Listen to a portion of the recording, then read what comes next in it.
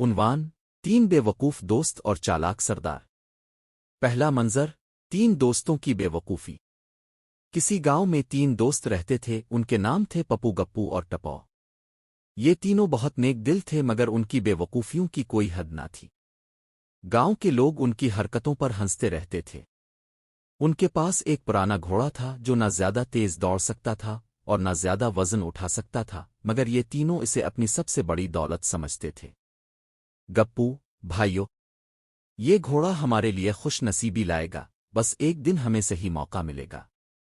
पप्पू, हाँ, अगर ये खुद चलने पर राजी हो जाए। हंसते हुए टपो, चिल्लू, आज किस्मत आजमाते हैं, हो सकता है कोई बड़ा आदमी हमें नौकरी पर रख ले। दूसरा मंजर चालाक सरदार का तारुफ। इसी गांव में एक अमीर आदमी रहता था। इसका नाम था सरदार बहादुर खान। इसके पास 2 मोटी ताज़ा गायें, हरे भरे खेत और एक बड़ा घर था। मगर उसकी माँ बीमार रहती थी, जिसकी देखभाल के लिए इसे वफादार और मेहनती मुलाजिमीन की जरूरत थी। एक दिन सरदार ने ऐलान किया कि जो कोई इसके खेतों में मेहनत से काम करेगा और उसकी माँ की खिदमत करेगा, इसे अच्छा इनाम दिया जाएगा। सरदार, मुझे ऐसे मुलाजिमीन की जरूरत है जो मेहनती और ईमानदार हों, जो मेरे खेतों का भी ख्याल रखें और मेरी माँ की देखभाल भी। 3 दोस्तों की नौकरी।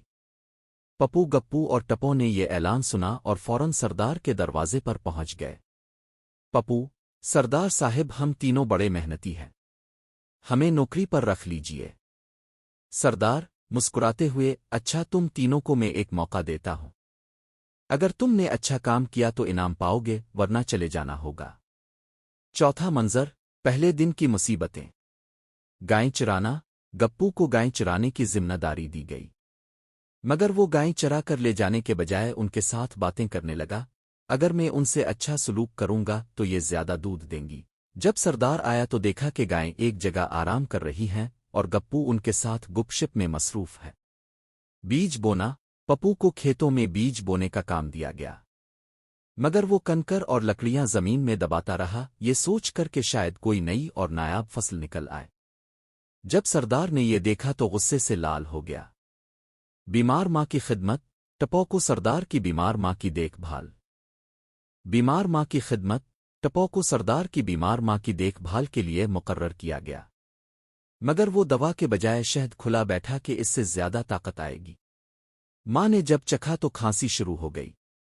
ये सब देखकर सरदार को गुस्सा तो आया, मगर वो समझ गया कि इन तीनों से अक्लमंदी की तवक्को रखना गलत है। इसने सोचा कि उन्हें मजीद आजमाना चाहिए। सरदार, अब मैं तुम्हें एक और मौका देता हूं। अगर तुमने ये काम सही किया तो तुम्हें इनाम मिलेगा। तुम्हें खेत का सबसे बड़ा पत्थर हटाना होगा। तीनों दोस्तों ने वो बड़ा पत्थर देखा और सोच में पड़ गए। आखिर उन्होंने फैसला किया कि अपने घोड़े के पीछे रस्सी बांधकर पत्थर को खींचेंगे। मगर जैसे ही घोड़े ने खींचने की कोशिश की, वो खुद गिर पड़ा और तीनों दोस्त भी नीचे गिर गए। पप्पू, लगता है कि हमें खुद मेहनत करनी पड़ेगी।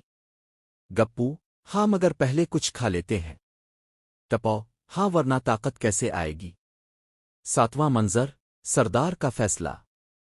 सरदार ने ये सब देखा और मुस्करा कर बोला, सरदार, तुम तीनों का दिल तो बहुत साफ है, मगर मेहनत के साथ अक्ल भी होनी चाहिए। सिर्फ नेक नीति काफी नहीं होती, काम को सही तरीके से करना भी जरूरी है। ये सुनकर तीनों दोस्तों को अपनी गलतियों का एहसास हुआ और उन्होंने सरदार से मुआफी मांगी। सरदार ने उन्हें इनाम तो ना दिया, मगर एक कीमती सबक जरूर दिया।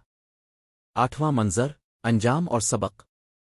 तीनों दोस्तों ने गांव में वापसी पर फैसला किया कि वो पहले अक्ल से काम लेना सीखेंगे, फिर कोई बड़ा ख्वाब देखेंगे। ये कहानी बच्चों को ये सबक देती है कि महज नेक नीति से कुछ नहीं होता, अक्ल और मेहनत के बगैर कामयाबी मुमकिन नहीं।